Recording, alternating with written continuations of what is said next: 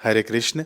जीव की मरणोपरांत कैसी गति होती है, यमदूत उसको कैसे लेकर जाते हैं और यमलोक में उनके साथ कैसे कैसे व्यवहार किए जाते हैं, इन सब का वर्णन हम लोगों ने 2 वीडियो में सुन रखा है। उसका लिंक मैं आपको डिस्क्रिप्शन में दे दूंगा। आगे गरुड़ जी पूछते हैं भगवान विष्णु जी को, क्योंकि देखिए गरुड़ पुराण में ना भगवान विष्णु जी का और गरुड़ जी का संवाद है। बिल्कुल यही प्रसंग श्रीमद् भागवत जी में मिलता है, जो कपिल देव अपने माता देवहूति जी को सुना रहे हैं। यही प्रसंग महाभारत के अनुशासन पर्व में भी मिलता है। यही प्रसंग आपको गर्भोपनिषद में भी मिला जुला कर मिल जाएगा। यही प्रसंग हमारे वेदों में भी मिल जाता है कि गर्भ में कैसी अवस्था होती है, जीव कैसे वहां पर रहता है। यहाँ पर गरुड़ जी का प्रश्न सुनने के बाद विष्णु भगवान कहते हैं कि स्त्री और पुरुष के संयोग से वीर्य और रज के मिलन पर वह मनुष्य जैसे उत्पन्न होता है। हे गरुड़ जी, मैं तुम्हें पूरा बताता हूँ। कर्मणा दैव नेत्रेण जंतुर्देहोपपत्तये स्त्रियः प्रविष्टः उदरम पुंसो रेतः कणाश्रयः। इसका अर्थ है, भगवान विष्णु जी बता रहे हैं कि अपने पूर्व कर्मों और दैव यानी ईश्वर की प्रेरणा से नया शरीर प्राप्त करने के लिए जीव पुरुष के वीर्य कण का आश्रय लेकर स्त्री के गर्भ में प्रवेश करता है। देखिए एक श्लोक न बहुत कुछ यहाँ पर बता रहा है। भगवान की एक एक बात पर यहाँ पर ध्यान देने लायक है कि अपने पूर्व कर्मों और ईश्वर की प्रेरणा से, देखिए मनुष्य देह मिलना ना अति दुर्लभ है। यहाँ पर भगवान कह रहे हैं कि अपने पूर्व कर्मों यानी आपने अच्छे कर्म किए हैं तभी आपको मनुष्य जन्म मिलता है। नहीं तो जन्म तो मिलेगा, लेकिन किस माता के गर्भ में जाएंगे यह कोई गारंटी नहीं होती। चींटियों के भी बच्चे होते हैं, मच्छरों के भी बच्चे होते हैं, कुत्ते बिलाड़ और सूअर आदि के भी बच्चे होते हैं, गाय घोड़ा गधा बैल हाथी आदि के भी बच्चे होते हैं, मच्छर मक्खियों के भी बच्चे होते हैं। तो किस गर्भ में आप जाएंगे वह आपका कर्म नियत करता है। ठीक है, मांस खाने की अधिक इच्छा है तो भगवान उसी गर्भ में आपको भेज देते हैं, चील की योनि में, कौवे की योनि में, है ना, गिद्ध आदि की योनि में, शेर आदि की योनि में। अथवा तो आपका कर्म ऐसा है कि दूसरों को कष्ट ही देना है तो इस प्रकार से आपको उस योनि में भेज दिया जाता है। जैसी आसक्ति, जैसा कर्मों का प्रकोप, वैसे वैसे गर्भ आपको मिलते हैं। तो यहाँ पे भगवान का पहला वचन है गरुड़ जी को कि अपने पूर्व कर्मों और ईश्वर की प्रेरणा से आपके कर्म अच्छे हैं, ईश्वर की अनुकंपा है, तब आपको मनुष्य का गर्भ मिलता है। उसके अंदर जीव पनपता है। जीव कैसे उसके अंदर जाता है कि वीर की कण द्वारा माता के गर्भ में वह प्रवेश करता है। प्रवेश करने के बाद वह जीव 1 रात में कलल यानी तरल अवस्था में होता है, 5 रात में बुलबुला और 10 दिन में बेर के समान हो जाता है। उसके बाद वह मांस की पेशी या अंडे के आकार ले लेता है। देखिए सबसे पहले तो बहुत ही ईश्वर की अनुकंपा है और आपके कर्म अच्छे हैं तो माता का गर्भ तो मिलता है, लेकिन जरूरी नहीं है कि गर्भ में वह बालक ठहर जाए। कई जीव आकर फिर से नालियों में बह जाते हैं। जरूरी नहीं है कि पहले ही बार में आपको माता का गर्भ मिल जाए। लाखों शुक्राणुओं में से एक शुक्राणु को गर्भ मिलता है। वह मिलने के बाद कैसी कैसी अवस्था से उसे गुजरना पड़ता है यह भगवान विष्णु जी वर्णन कर रहे हैं। 1 महीने में उसका सिर बन जाता है, 2 महीने में हाथ आदि अंगों की रचना होती है, 3 महीने में नख, रोम, हड्डियां, त्वचा, लिंग और शरीर के अन्य छिद्र उत्पन्न हो जाते हैं। फिर चौथे महीने में शरीर की 7 धातुएं बनती हैं। 5वें महीने में उसे भूख और प्यास लगने लगती है। जी हाँ, छठे महीने में वह जरायु यानी गर्भ की जो झिल्ली होती है इससे घिर कर माता की कोख में दाईं ओर घूमने लगता है। दाईं ओर यानी राइट साइड घूमने लग जाता है वह जीव। कब होता है यह होता है चौथे महीने में। भगवान आगे कहते हैं कि माता द्वारा खाए पिए गए अन्न जल से उस जीव की धातुएं बढ़ती हैं। वह जीव मलमूत्र के गड्ढे में जहां अन्य कीटाणु भी उत्पन्न होते हैं अत्यधिक कष्ट के साथ पड़ा रहता है। देखिए ये जो गर्भ है ना, कहीं कहीं पर इसको भी नरक बताया गया है। इसके अंदर मलमूत्र में वह जीव पड़ा रहता है। वहां रहने वाले भूखे कीड़े द्वारा काटे जाने के कारण सुकुमार होने की वजह से वह जीव अत्यधिक क्लेश सहता है और बार बार मूर्छित हो जाता है। माता के उदर में वहाँ भी तो बैक्टीरिया हैं और कीड़े हैं, उस जीव को काटते हैं और उस जीव का जो चमड़ी होता है ना, वह खूब पतला होता है। इससे जीव इतना कष्ट पाता है वहाँ पर कि वह कष्ट कह नहीं सकता, झेल नहीं सकता, सह नहीं सकता, तो वह वहीं पर मूर्छित हो जाता है। कहाँ पर? गर्भ में ही मूर्छित हो जाता है। फिर भगवान आगे कहते हैं कि केवल वो कीड़े जो अंदर गर्भ में होते हैं, जो बैक्टीरिया आदि होते हैं, केवल वे ही जीव को कष्ट नहीं देते हैं। कटुति क्षणोक्ष्ण लवणः, कि माता द्वारा खाए गए कड़वे, तीखे, गर्म, नमकीन, रूखे और खट्टे आदि उग्र पदार्थों के स्पर्श से उसके संपूर्ण अंगों में भयानक पीड़ा उत्पन्न होती है। बच्चे की स्किन, बच्चे की जो चमड़ी होती है, खूब पतली होती है। माता जब कड़वी चीजें खाती है, तीखी चीज खाती है ना, खूब गरम गरम चीज खा लेती है, नमकीन खा लेती है, रूखे और खट्टी आदि जो चीजें खाती है, खूब खट्टा खाने का मन करता होगा ना उस समय। तो उस समय जब खट्टी चीजें माता खाती हैं तो उग्र पदार्थों के स्पर्श से उसके संपूर्ण अंगों में भयानक पीड़ा उत्पन्न होती है। जाने अनजाने में माता के द्वारा भी उसे गर्भ में कष्ट मिल जाता है। भगवान आगे कहते हैं कि आस्ते कृत्वा शिरः कुक्षौ भुग्न पृष्ठ शिरोधरः अकल्पः स्वांग चेष्टायाम शकुंत हव पिंजरे। इसका अर्थ है कि वह अपनी पीठ और गर्दन को मोड़े हुए अपने सिर पेट में रखकर उसी प्रकार पड़ा रहता है जैसे पिंजड़े में बंद पक्षी अपने अंगों को हिलाने डुलाने में असमर्थ होता है। माता जब वह खारा खट्टा खाती है, यहाँ से कुछ जीवाणु उसे काट कर खाते हैं, ऊपर से जो भोजन का पदार्थ आता है, गरम, तीखा, खारा, खट्टा, नमक आदि, तो उससे तो पीड़ा होती है, जीवाणु भी पीड़ा देते हैं। वह जीव सिकुड़ कर पड़ा रहता है। भगवान वर्णन कर रहे हैं, कुछ कह नहीं पाता, खूब वेदना झेलता है माता के गर्भ में। ऐसे करते करते जब 7वां महीना आता है तो 7वें महीने से उसे चेतना यानी तनिक ज्ञान की प्राप्ति होती है, परंतु प्रसूति की वायु से हिलता हुआ वह विष्ठा के मल में उत्पन्न कीड़े की तरह एक जगह स्थिर नहीं रह पाता। वह जो माता के गर्भ में जो अपान वायु होता है ना, उसी के कारण वह उसमें हिलता डुलता रहता है। उसको तनिक तनिक अब ज्ञान भी आने लग जाता है भगवान की कृपा के माध्यम से। कब होता है? ये 7वें महीने में होता है। वहाँ दैव योग से उसे अपने सैकड़ों पूर्व जन्मों के कर्मों की स्मृति आ जाती है। जी हाँ, एक जन्म नहीं, 2 जन्म नहीं, 3 जन्म नहीं, 4 जन्म नहीं, उसे सैकड़ों पूर्व जन्मों के कर्मों की स्मृति आ जाती है। कौन कौन उसके माँ बाप रहे होंगे, कौन कौन उसके भाई बंधु रहे होंगे, क्या क्या उसने गलत कर्म किए होंगे, क्या क्या विपरीत कर्म किए होंगे, क्या क्या सही कर्म किए होंगे। भगवान की दया से उसे गर्भ में ही 7वें महीने में ही उसे सब कुछ याद आने लग जाता है। सब कुछ जैसे एक फिल्म चलता है ना, उसको सब कुछ स्मृति में उसकी फिल्म चलने लग जाता है कि मैंने ये कर्म किए। उन कर्मों को याद करते हुए हे गरुड़ जी, उसे क्या सुख मिल सकता है? भगवान विष्णु जी कह रहे हैं गरुड़ जी से। अर्थात चाहे उसे कुत्ते का ही जन्म मिला तो कुत्ते के शरीर में, अपने शरीर में तो आसक्ति होती ही है ना। कोई भी छोटे से छोटा जीव हो तो उसे अपने शरीर में आसक्ति तो होती ही है। तो इसी प्रकार से कोई मनुष्य जन्म मिला तो उसको भी उसकी स्मृति आती है कि मैंने कितने बुरे कर्म किए। मैं उस मनुष्य जन्म में भगवान का नाम जप करके, सत्संग आदि का श्रवण करके, वेदांत का चिंतन मनन आदि करके मैं मुक्त हो सकता था, अपने इस शरीर को सेवा के माध्यम से पवित्र कर सकता था, लेकिन मैंने वह न किया। इसीलिए आज इस मलमूत्र की थैली में मैं यहाँ पर प्राणवायु की सहायता से हिल डुल रहा हूँ, कुछ बोल नहीं पा रहा हूँ। तो ऐसे वह विचार करता है। फिर आगे भगवान कहते हैं कि भयभीत और 7 परतों से बंधा हुआ वह जीव किसी ऋषि की तरह हाथ जोड़कर व्याकुल वाणी में उस ईश्वर की स्तुति करता है जिसने उसे इस गर्भ में डाला है।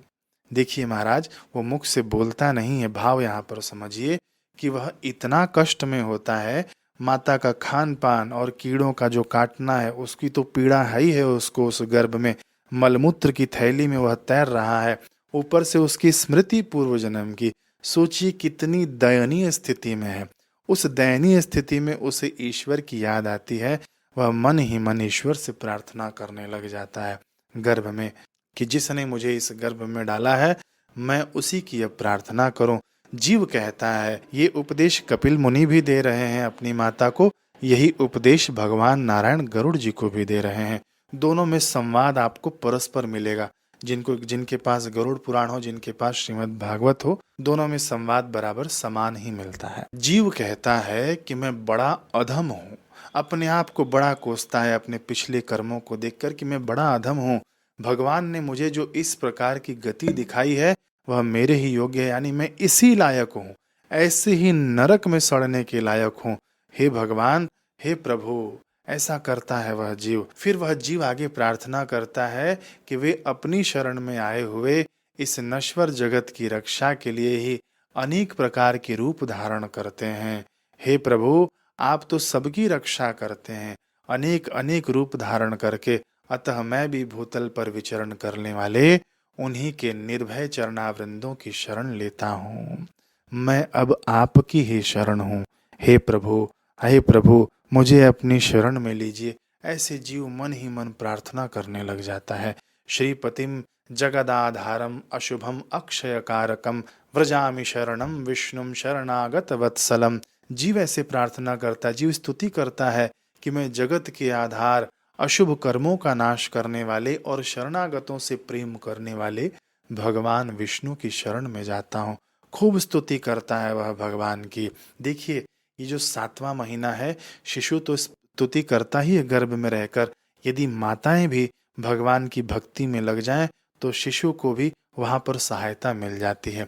आगे वह शिशु कहता है कि त्वन् माया मोहितो देहे तथा पुत्र कलत्र के अहम ममाभिमानेन गतो अहम नाथ संसृतिम। हे नाथ, आपकी माया से मोहित होकर मैं शरीर, पुत्र और पत्नी आदि में मैं और मेरा का अभिमान करके इस संसार चक्र में यानी जन्म मरण में पड़ गया हूँ। कितनी सुंदर प्रार्थना करता है वह, ऋषि की भांति। उसको ऋषि की उपाधि दी गई है, ठीक है, तो उस ऋषि की रक्षा करनी चाहिए क्योंकि वह भगवान की शरण में होता है।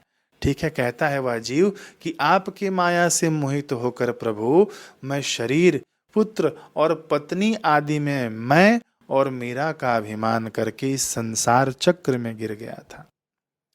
मैंने बताया ना कि वह जीव सोचता है, जिस गर्भ से जन्म लेता है ना, जिस कुल खानदान में जन्म लेता है उसी में उसकी आसक्ति हो जाती है। भगवान की ऐसी माया है। भले ही इस जन्म में कोई खानदान है, पूर्व जन्म में कोई और खानदान था, आने वाले जन्मों में कोई और खानदान होगा, उसी कुटुंब परिवार को मैं मेरा मान लिया था और इसी से मोहित होकर मैं संसार चक्र में पड़ गया था। आगे वह जीव कहता है कि मैंने अपने परिवार वालों के लिए शुभ अशुभ यानी पाप और पुण्य कर्म किए, क्या क्या नहीं किए मैंने उनको पालने के लिए, पोसने के लिए, और खूब उनकी रक्षार्थ खूब पाप और पुण्य किए, लेकिन अब मैं अकेले ही उन पापों की आग में जल रहा हूँ। जो मैंने पाप कर्म किए ना, उसी पाप कर्म के परिणाम स्वरूप मैं इस मलमूत्र की थैली में पड़ा हुआ हूँ। और ये जो गर्भाशय की जो आग होती है जिसमें मैं पक रहा हूँ, जल रहा हूँ, ये मेरे पूर्व कर्मों का ही परिणाम है जो मैंने अपने पुत्र कलत्र परिवार आदि के लिए कर रखे थे। उन पापों का भागी वे नहीं बनेंगे। जो पाप मैंने किए हैं मुझे ही भोगना पड़ेगा। जो पाप मेरे द्वारा हुआ है वह और कोई नहीं भोगेगा। कर्म का अकाट्य सिद्धांत होता है, जो करता है उसे जरूर भोगना ही पड़ता है। आगे जीव प्रार्थना पूर्वक भगवान से कहता है कि हे भगवान, यदि मैं इस योनि से गर्भ से मुक्त हो गया ना, तो मैं केवल आपके चरणों का ही स्मरण करूंगा और वह उपाय करूंगा जिससे मुझे मोक्ष प्राप्त हो सके। देखिए, वह खूब प्रार्थना करता है, अंत में कहता है कि भगवान मुझे इस गर्भ से निकालो, मुझे इस मलमूत्र के थैले से निकालो, मुझे इस योनि से निकालो, तो केवल मैं आपका ही भजन करूंगा। मैं आपसे ये वादा करता हूँ।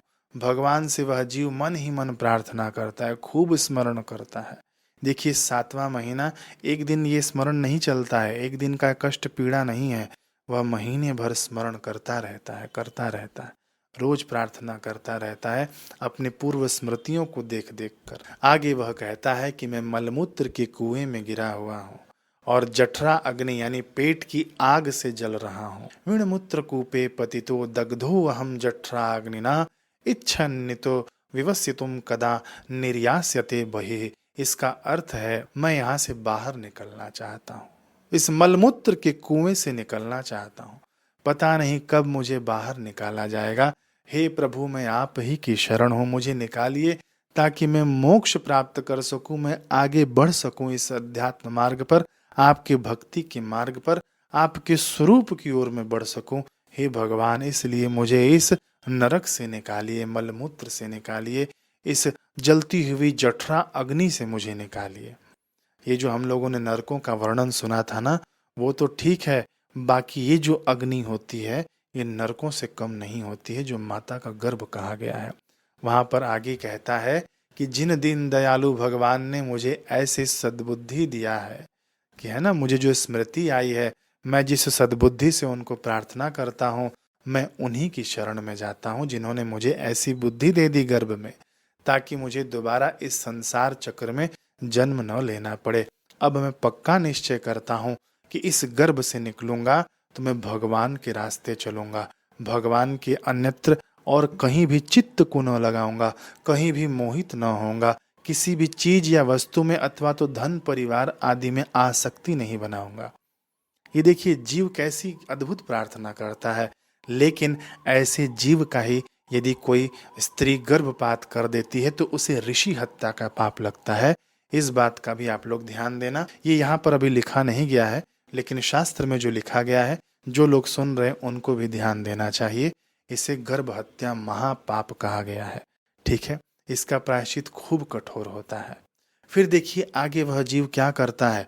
भगवान विष्णु जी कहते हैं, न च निर्गंतुमिच्छामि बहिर्गर्भात् कदाचन। नहीं नहीं नहीं, मुझे अब गर्भ से नहीं निकलना है, ना ना, मुझे नहीं निकलना। देखिए संकल्प भी कर रहा है निकलने का और यहाँ पर विकल्प भी कर रहा है नहीं निकलने का। फिर से देखिए, संकल्प भी कर रहा है गर्भ से निकलने का और यहाँ पर विकल्प भी कर दे रहा है कि नहीं नहीं, मुझे नहीं निकलना है। यत्र यातस्य में पाप कर्मणा दुर्गतिर्भवेत। जैसे ही मैं निकलूंगा मैं पाप कर्म में लिप्त हो जाऊंगा, मेरी दुर्गति होने लग जाएगी। नहीं नहीं, मैं यहाँ से बाहर नहीं निकलना चाहता हूँ। हे भगवान, बाहर आपकी माया खूब प्रबल है। भगवान, आपने मुझे यहीं पर बुद्धि दे दी है, सद्बुद्धि दे दी है। अब मैं चाहता हूँ कि यहीं पर इस गर्भ में ही रहकर कष्ट पीड़ा सहते हुए, इस मलमूत्र के थैले में रहते हुए, गर्भ की आग से जलते हुए, मैं आपका भगवान नाम ले लेकर यहीं से मुक्त हो जाना चाहता हूँ। तस्मादत्र महद दुखे स्थितो अपि विगत क्लमः।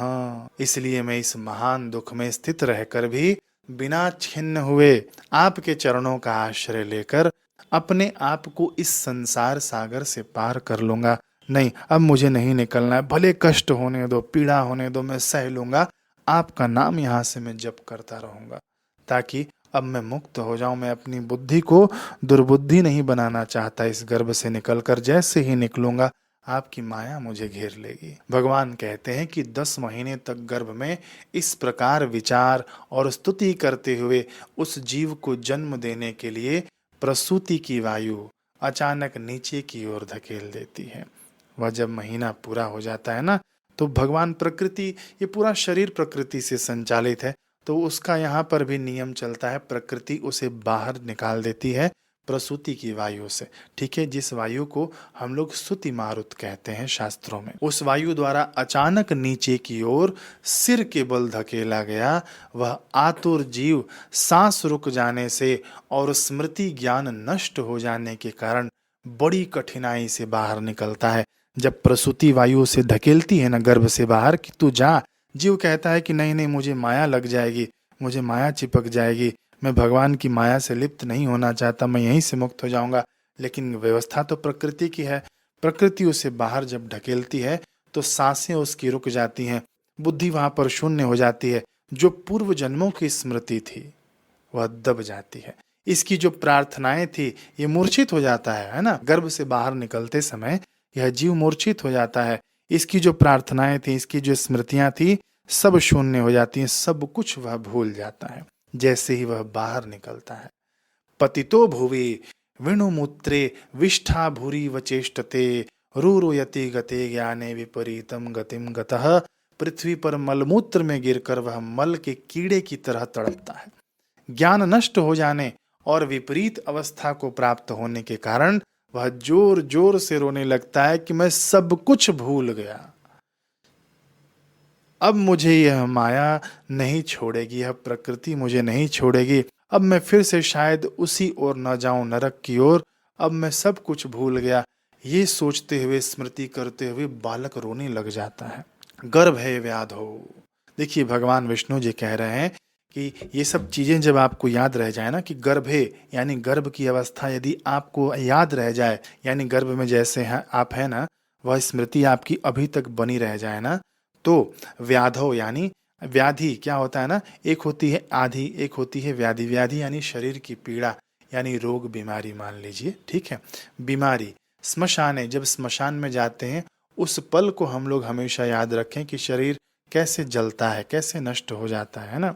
स्मशाने च पुराणे, या पुराणे यानी जब हम लोग ये प्रसंग सुन रहे हैं, पुराण का ही तो प्रसंग सुन रहे हैं, ये भी यदि याद हो जाए, या मतिर भवेत यानी ये याद हो जाए, तो सा यदि स्थिरताम याति को न मुच्चेत बंधनात्। यदि ये सब चीजें याद रह जाए ना, तो कौन है जो ऐसा बंधन से नहीं मुक्त हो सकता।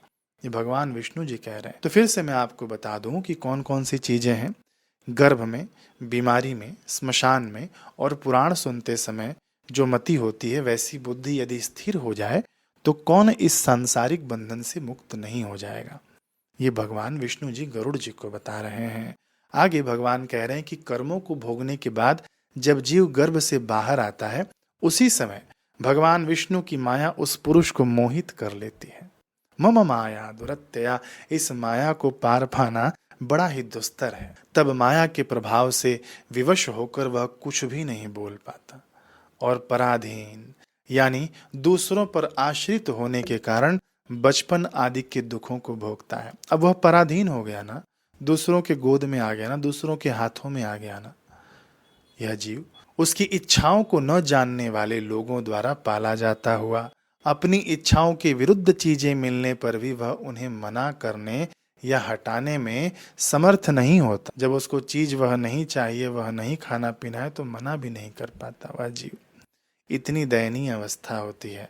पसीने और मलमूत्र आदि से दूषित अपवित्र बिस्तर पर लिटाया गया वह जीव अपने अंगों को खुजलाने, उठाने या बैठने की चेष्टा करने में भी असमर्थ होता है।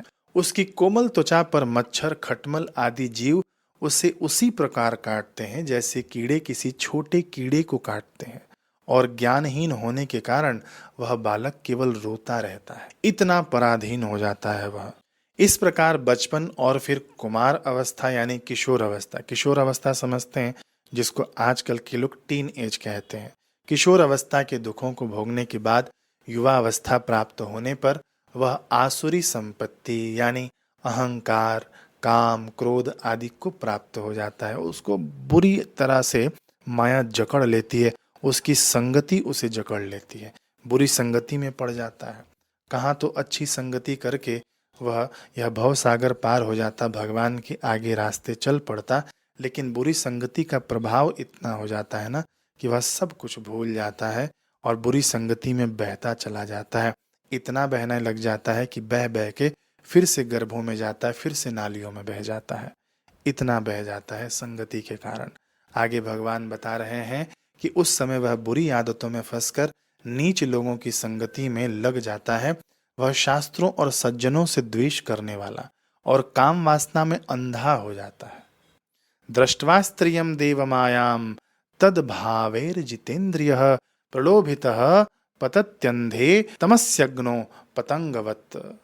भगवान की माया रूपी स्त्री को देखकर इंद्रियों पर काबू न रख पाने के कारण उसके हाव भाव से प्रलोभित होकर वह अज्ञान के घोर अंधकार में उसी तरह गिरता है जैसे पतंग आग में गिरता है। देखिए यहाँ पर केवल स्त्री पुरुष का भेद न करें। स्त्री है तो पुरुषों के प्रति आकर्षित होकर वह भी गिर जाती है, पुरुष है तो स्त्रियों के प्रति आकर्षित होकर वह पतंग की भांति गिर जाता है।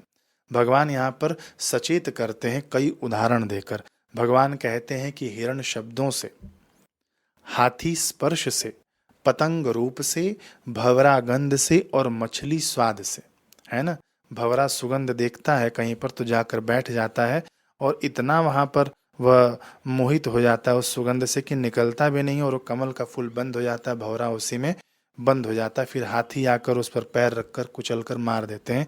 अथवा तो कोई जीव जंतु आकर उसे खा जाते हैं और भंवरा भी खत्म हो जाता है। पतंग पतंग को आप लोग देखे होंगे ना, लाइटों के पास जाता है, कहीं दिया जला हो तो वहां पर जा जाकर मर जाता है जल जल के। क्यों? क्योंकि उसको उसमें आसक्ति है, रूप में आसक्ति है, उसको रूप में फंस जाता है। हाथी क्या है? दूसरे हथनी के स्पर्श में फंस जाता है। हिरण क्या है? शब्द से फंस जाता है ना। ये कहाँ से शब्द आ रहे हैं वह भागता है खोजने के लिए, लेकिन उन शब्दों की खोज खोज में फंस जाता है। मछली मछली स्वाद से फंस जाती है ना, कांटे में फंस जाती है ना, मछुआरे मार देते हैं ना मछली को। तो इस प्रकार से ये पांचों जीव एक एक इंद्रियों के वश में होकर मृत्यु को प्राप्त होते हैं। लेकिन यहाँ तो मनुष्य कैसे कष्ट नहीं पाता, इसके पास तो पांचों इंद्रियां विषयों का सेवन करने के लिए तत्पर रहती हैं, उसे बहकाने के लिए तत्पर रहती हैं। मनुष्य के पास स्पर्श का भी सुख है, मनुष्य के पास स्वाद का भी सुख है, मनुष्य के पास शब्द का भी सुख है, मनुष्य के पास गंध का भी सुख है ना। सब कुछ तो है इसके पास, तो ये कैसे नहीं फंसेगा। यहाँ एक एक जानवर में एक एक सुख के लिए वह मर जाता है, फंस जाता है ना। यहाँ पर सब कुछ मनुष्य के पास है तो वो क्यों नहीं फंसेगा इस संसार रूपी माया में। अज्ञान के कारण अपनी मनचाही वस्तु न मिलने पर वह क्रोध और शोक से भर जाता है। शरीर के साथ साथ उसका अभिमान और क्रोध भी बढ़ते जाता है। ये शरीर ऐसा नहीं है कि दिन प्रतिदिन हम लोग बढ़ रहे हैं, नहीं, शरीर हमेशा घट रहा है। शरीर की उम्र बढ़ रही है लेकिन आपकी उम्र घट रही है। लोग है ना हैप्पी बर्थडे मनाते हैं कि हम आज 23 साल के हो गए। हम 23 साल के हो नहीं गए, आप ना 23 साल के मर चुके हो। हम 10 साल के हो गए, नहीं 10 साल आप मर चुके हो। हम 50 साल के हो गए, नहीं 50 साल आप मर चुके हो, खत्म हो चुके हो। जितना बचा है उसको संभालो। यहाँ पर क्या है, मोमबत्तियाँ बुझाकर आप लोग उत्सव मत मनाओ। देखिए 50 साल हो गए, भगवान में अभी भी मेरा मन नहीं लगा, कुटुंब परिवार से अभी भी मेरी आसक्ति नहीं खत्म हुई। मैं ये नहीं कह रहा हूँ कि कुटुंब परिवार को आप लोग छोड़ दो, नहीं, उनके प्रति अपना कर्तव्य निभाओ, लेकिन आसक्त बुद्धि ना हो उसके अंदर, है ना। तो हैप्पी बर्थडे मनाते हैं लोग, मनाइए, मना नहीं है, लेकिन ऐसा ज्ञान भी होना चाहिए, ऐसा विवेक भी होना अति आवश्यक है। आप जी नहीं रहे हैं, हर सेकंड हर पल आप मर रहे हैं। गच्छन्ति यम मंदिर, हर सेकंड हर पल आप यम के द्वार की ओर निकट जा रहे हैं। तो अपने कर्मों को यहाँ पर सुधारें हम, है ना। अपना प्रत्येक क्षण भगवान के नाम की स्मृति में बिताएं, एक श्वास भी हमारा भगवान के नाम से वंचित न रह जाए। कहेंगे कि हमारे लिए बड़ा ही कर्तव्य है, हमने परिवार बना रखा है ना, हम कमाएंगे नहीं तो खिलाएंगे कहाँ। देखिए कमाना मना नहीं है, कबीर जी भी ताना बोनी करते थे, बेचते थे, कमाते थे, लेकिन उनकी मति गति संसार में लिप्त न थी, है ना। कई ऐसे उदाहरण है संतों महात्माओं के, महाराष्ट्र के कई ऐसे संत हैं जो गृहस्थी चलाते चलाते भी मुक्त हुए हैं। लोग कहते हैं ना कि हमको परिवार ने बांध रखा है, नहीं, परिवार ने नहीं बांध रखा है, आपके मन ने, आपकी आसक्ति ने वहां बंधन बना रखा है ना। बाकी आपको मृत्यु अपनी हमेशा याद रहनी चाहिए। बालक जब जन्म लेता है ना तो ये गारंटी नहीं होती कि डॉक्टर बनेगा कि इंजीनियर, लेकिन ये गारंटी जरूर होती है कि मरेगा। मृत्यु एक अटल सत्य है, इसको सदैव स्मरण में रखकर अपने कर्तव्यों को करना चाहिए। यदि मृत्यु का आपको सदैव स्मरण रहना तो आप गलत कर्म कर ही नहीं सकते। करोति विग्रहम कामी कामिष्वंताय चात्मनः बलाधिक्य सहन्येत गजेरन्योर गजो यथा। वह कामी पुरुष अपने ही विनाश के लिए, भगवान आगे कहते हैं कि इस प्रकार जो मूर्ख मनुष्य विषय वासनाओं में आसक्त होकर इस अत्यंत दुर्लभ मनुष्य जन्म को व्यर्थ ही नष्ट कर देता है, उससे बड़ा पापी और कौन हो सकता है गरुड़ जी। भगवान कपिल जी कहते हैं कि हे माता, उससे बड़ा पापी और कौन है। सैकड़ों योनियों के बाद पृथ्वी पर मनुष्य जन्म मिलता है ना। सुनी सुनाई बात नहीं, भगवान विष्णु जी डायरेक्ट बता रहे हैं आप लोग को गरुड़ पुराण में। सैकड़ों योनियों के बाद पृथ्वी पर मनुष्य जन्म मिलता है। और मैंने आपको बताया कि लाखों लोग आते हैं उस गर्भ में, लेकिन एक जीव वहां पर टिकता है, बाकी लोग फिर से नाली में चले जाते हैं, फिर से बह जाते हैं, गर्भ नहीं मिलता। मिलने के बाद नरकों जैसी यातना होती है उस गर्भ में। जीव प्रार्थना करता है और उस अपान वायु के धक्के से सब कुछ भूल जाता है, रोना शुरू कर देता है कि मैं सब कुछ भूल गया, फिर से संसार में फंस जाता है, फिर से गर्भवास। जरूरी नहीं है कि मनुष्य योनि में जाए। तो जो यह मनुष्य जन्म मिलता है और उसमें भी संस्कारवान वह व्यक्ति नहीं होता, तो वह उसका मनुष्य जन्म व्यर्थ है, दुर्लभ है। अब कई लोग बोलेंगे ना कि हमने अच्छी जाति में जन्म लिया, हम तो ब्राह्मण कुल में जन्म लिए हैं, ये किस बात का अहंकार। हम क्षत्रिय कुल में जन्म लिए हैं, ये किस बात का अहंकार। गर्भ तो गर्भ ही होता है। और जन्मात जायते शूद्रः, जन्म से तो व्यक्ति शूद्र ही होता है। कर्मों से व्यक्ति ब्राह्मण होता है, क्षत्रिय होता है ना। तो कर्म सुधारिए, जन्म पे अपने अभिमान मत करिए। माता का गर्भ आज यहाँ पर मिला है, यदि आपके कर्म खराब हुए तो कल कुत्ते की योनि में भी आपको मिलेगा। फिर वह कहाँ गया आपका जातिवाद। नहीं, जाति पर अभिमान नहीं, अपने कर्मों पर अभिमान करो, अच्छे कर्म करके, बुरे कर्म करना नहीं। भगवान कहते हैं कि बुरे कर्म करने के कारण, प्रमाद आलस्य के कारण उसके हाथ में आया हुआ अमृत भी छलक कर गिर जाता है। मनुष्य जन्म अमृत ही तो है, दुर्लभ मौका है भगवान प्राप्ति के लिए, ईश्वर प्राप्ति के लिए। इसके बाद वृद्धावस्था को प्राप्त होकर और भयंकर बीमारियों से ग्रस्त होकर वह अत्यंत दुख के साथ मृत्यु को प्राप्त होता है। और पहले की तरह फिर से पुनरपि जन्मम पुनरपि मरणम, फिर से जन्मना, फिर से मरना, फिर से जन्मना, फिर से मरना।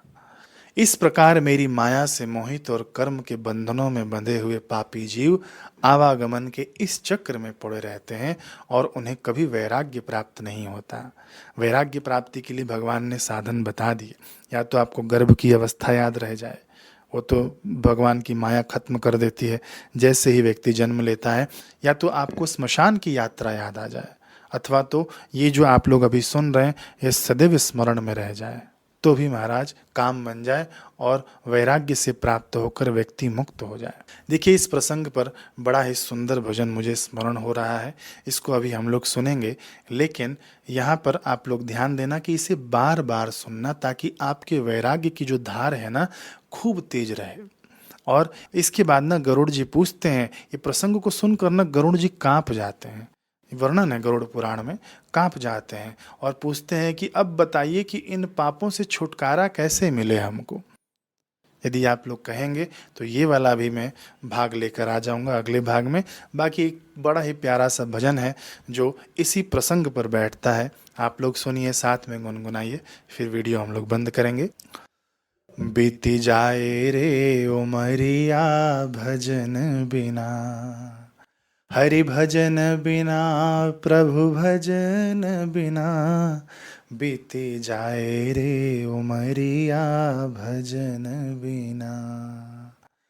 बालापन खेलन में खोयो कियो बड़ी नादानी, आई जवानी की मनमानी चाल चले मस्तानी।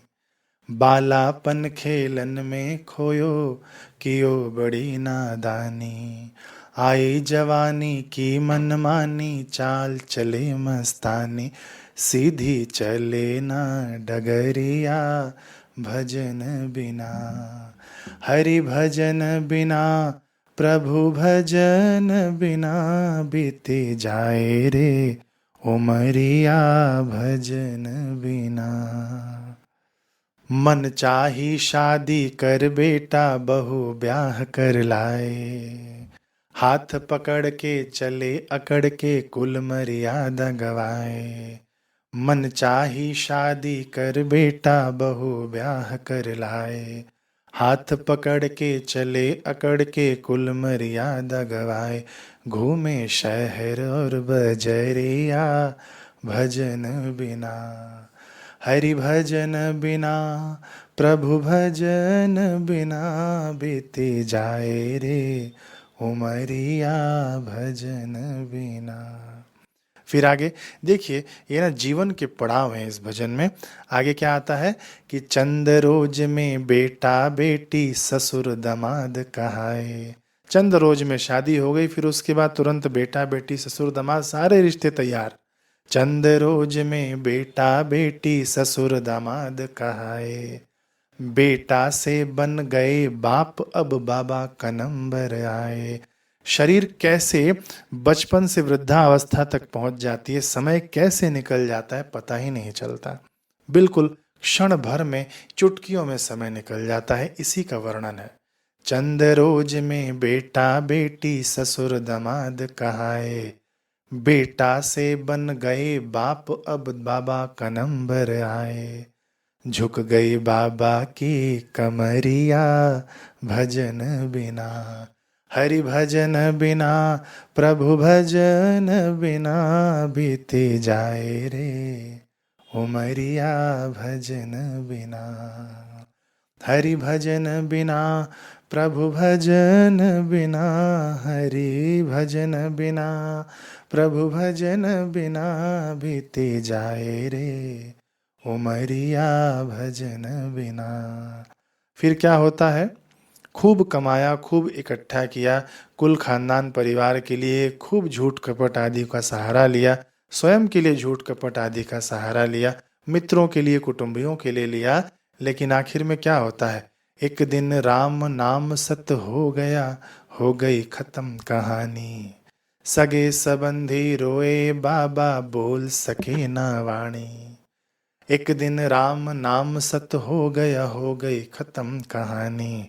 सगे संबंधी रोए, बाबा बोल सके ना वाणी।